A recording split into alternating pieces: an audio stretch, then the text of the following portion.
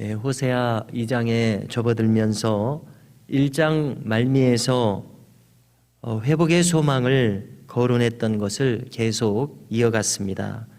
그래서 하나님께서 이스라엘을 회복하시는 그날에는 백성들은 이제 서로에 대해서 부르게 될 것입니다.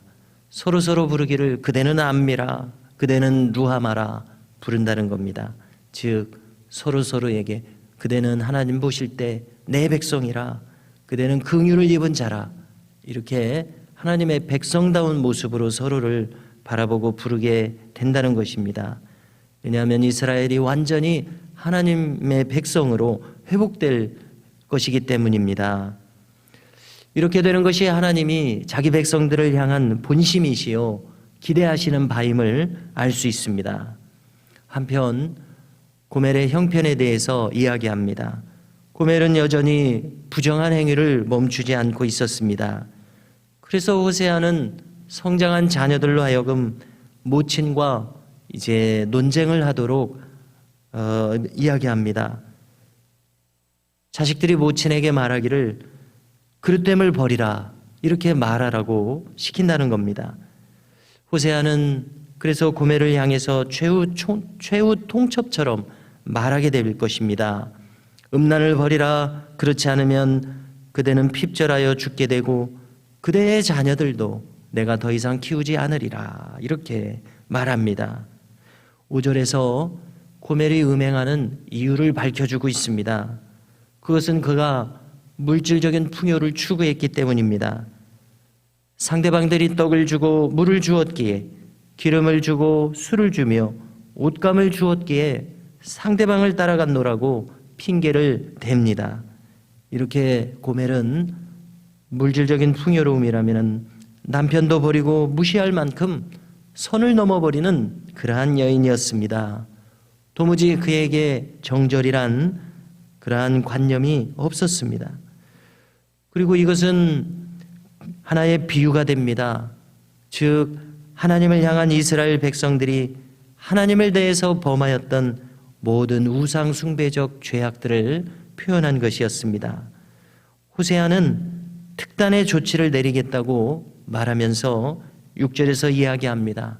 가시덤불로서 바리케이트를 칠 것이다.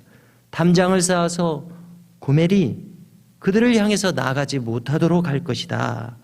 그래서 아무리 저 상대방을 찾아가도 따라가도 찾지 못할 것이며, 그래서 이렇게 모든 길을 막힌 처지가 되어 손과 발이 묶인 다음에야 비로소 자기 남편을 찾을 것이다, 이렇게 말합니다. 그래서 차라리 남편 호세와 함께 있을 때가 더 형편이 나았음을 절실히 깨닫게 될 것이라고 이야기합니다. 이것은 이스라엘 백성들에 대한 또 하나의 비유입니다. 이스라엘 백성들도 마찬가지입니다. 그들이 저 바알과 아세라에게 바친 이 곡식들과 포도주, 그것들이 어디에서 난 것입니까? 그것들은 바로 하나님께서 주신 것이라고 밝혀 말씀하십니다. 바알이 그들에게 준 것이 아니라 하나님께서 잊게 하셔서 얻게 된 것을 그들은 바알에게 바쳤던 것입니다. 하나님께 감사하며 주신 하나님께 영광을 돌려야 하는데 저 바알에게 보은한다고 갖다가 바쳤습니다. 이것이 이스라엘 백성들이 하나님 앞에서 저질렀던 악행들이었습니다.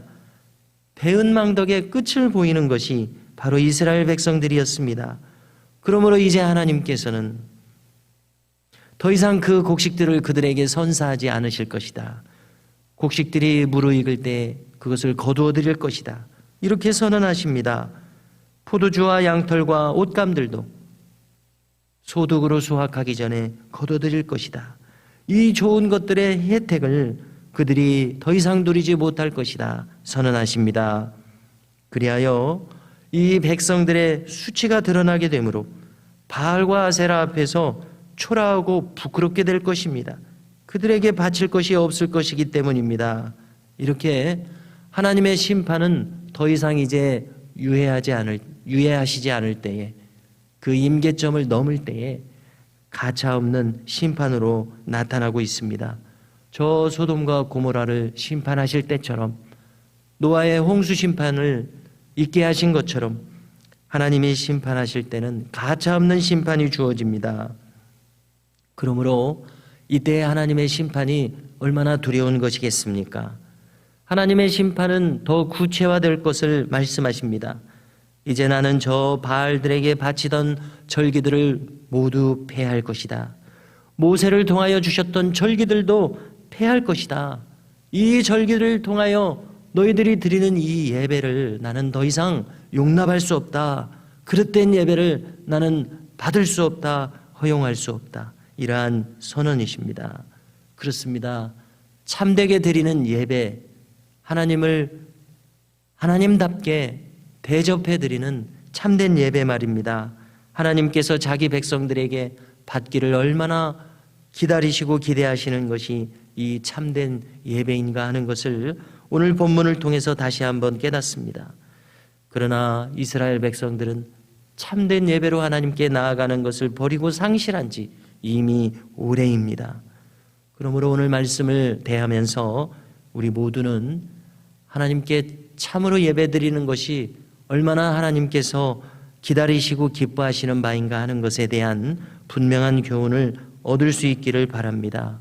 그러므로 우리의 삶을 통하여서 하나님께서 기뻐하시는 참 예배자가 되며 참 예배로 하나님께 나아가기를 힘쓰는 이러한 올바른 신앙의 길이 우리 앞에 늘 펼쳐질 수 있기를 주님의 이름으로 축복합니다.